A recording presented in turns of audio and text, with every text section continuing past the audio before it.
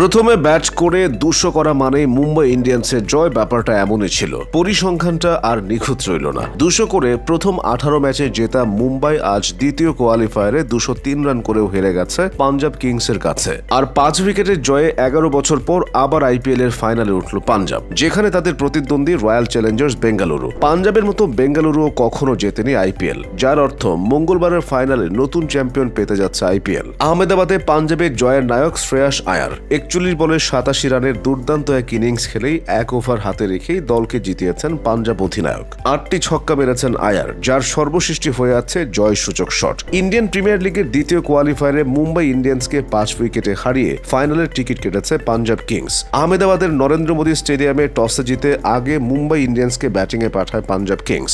আগে ব্যাট করতে নেমে দলের 19 রানের মাথাতে ওপেনার রোহিত শর্মার উইকেট হারিয়েছে মুম্বাই। 7 বলে 8 রান করে বিদায় নেন রোহিত। এরপর ক্রিজে জুটি বাঁধেন জনি বেয়ারস্টো এবং তিলক ভার্মা। ধুমধারাক্কা ব্যাটিংয়ে এগিয়েছেন দুজনই, লুটেছেন পাওয়ার প্লের ফায়দা। 6 ওভারে 65 রান তোলে মুম্বাই, হারায় 1 উইকেট। পাওয়ার প্লে শেষেই থেমেছেন বেয়ারস্টো। 24 বলে 38 রানের ইনিংস খেলে বিদায় নেন তিনি। এরপর তিলকের সাথে জুটি বাঁধেন সূর্যকুমার যাদব। দুজনের কার্যকরী ব্যাটিংয়ে আগাতে থাকে মুম্বাই। আগ্রাসী ব্যাটিংয়ে পাঞ্জাবের বোলারদের উপর চড়াও হয়েছেন সূর্যকুমার, তিলক। বাউন্ডারির ফুলঝুরি ছুটিয়ে রান তুলেছেন দুজনই ছিলেন 50-র খুব কাছাকাছি। তবে দুজনই বিদায় নিয়েছেন 50 ছোঁয়ার আগে। 26 বলে 44 রানের ইনিংস খেলে বিদায় নেন সূর্যকুমার। তিলক আউট হয়েছেন 29 বলে 44 রান করে। শেষ দিকে দলের হাল ধরেন নামান ধীর। হার্দিক পান্ডিয়া 13 বলে 15 রান করেন।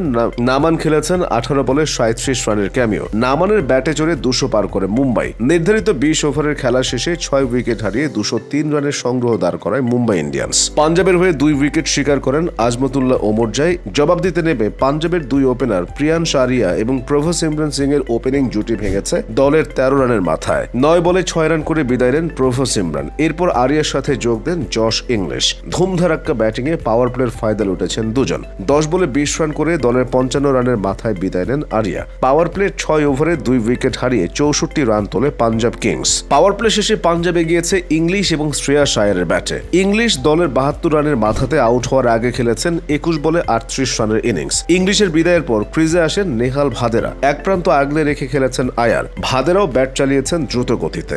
ভাদেরা দলের 156 রানের মাথায় 29 বলে 48 রানের ইনিংস খেলে বিদায় নিয়েছেন। তবে আয়ারকে থামানো যাচ্ছিল না। মারমুখী ব্যাটিংয়ে দলকে জয়ের পথে রেখেছিলেন অধিনায়ক। সামনে থেকে নেতৃত্ব দিয়ে দলকে জিতিয়ে মাঠ ছেড়েছেন। 41 বলে 87 রানে টর্নেডো ইনিংস খেলে শেষ পর্যন্ত টিকেছিলেন আয়ার। 6 বল হাতে রেখে 5 উইকেটের জয় তুলে নেয় পাঞ্জাব কিংস। 2 বলে 2 রান করে অপরাজিত ছিলেন মার্কাস স্টয়নিস। এই জয়ের ফলে ফাইনাল নিশ্চিত করেছে পাঞ্জাব কিংস। 3রা জুন ফাইনালে পাঞ্জাবের প্রতিপক্ষ রয়্যাল চ্যালেঞ্জার্স বেঙ্গালুরু।